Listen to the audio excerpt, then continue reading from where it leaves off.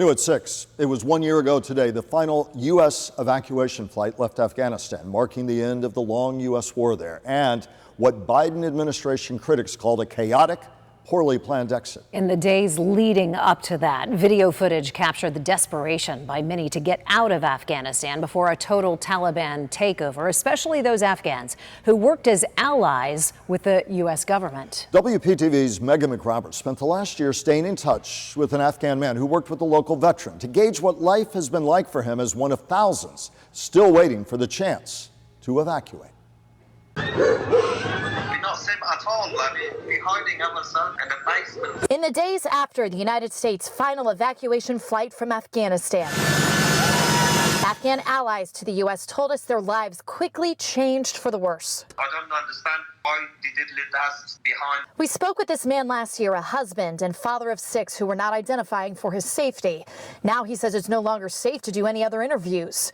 He spent years working in construction with the U.S. military, including with local veteran Michael Clark. He was the guy with the concrete. They were very eager to work with the United States. Clark says Afghans often risked their safety to help Americans like him. And that's why I'm trying so hard to try to get these guys back. Clark has written letters and contacted Congressman Mast and the State Department to try to help 15 people he worked with. He says he's lost touch with 12 and only 1 has gotten out. I feel guilty that I can't help them more. The last year has really worn on me. We stayed in touch with this ally over the last year by messaging through WhatsApp.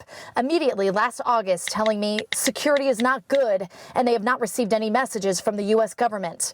To November describing, I'm always inside the house and cannot go anywhere in Afghanistan. Security is not good and there is no work and no money. I'm very tired and upset.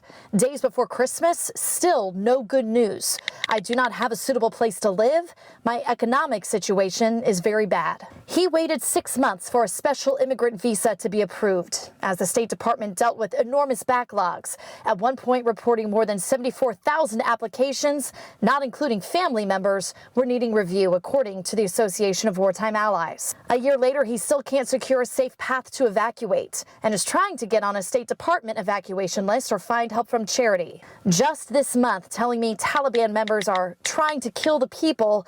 They are measuring the number of people killed. It's absolutely a responsibility for the United States of America to take care of individuals that we promised that we would assist. Congressman Mast predicts 95% of the country will be in poverty by the end of this year. He's also tried to help expedite SIV applications after countless veterans, he says, have called his office trying to help their Afghan friends. What we'll likely have to do is work more with getting those individuals that are applying onto what we call some of our lily pads, countries like Qatar and others that have taken literally tens of thousands of those that worked with the U.S.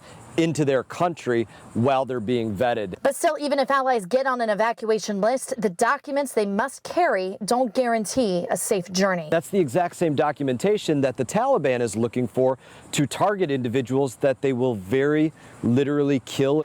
It keeps me up at night.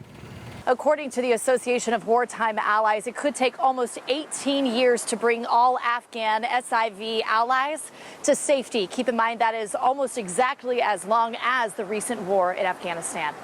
I'm Meghan McRoberts, WPTV News Channel 5.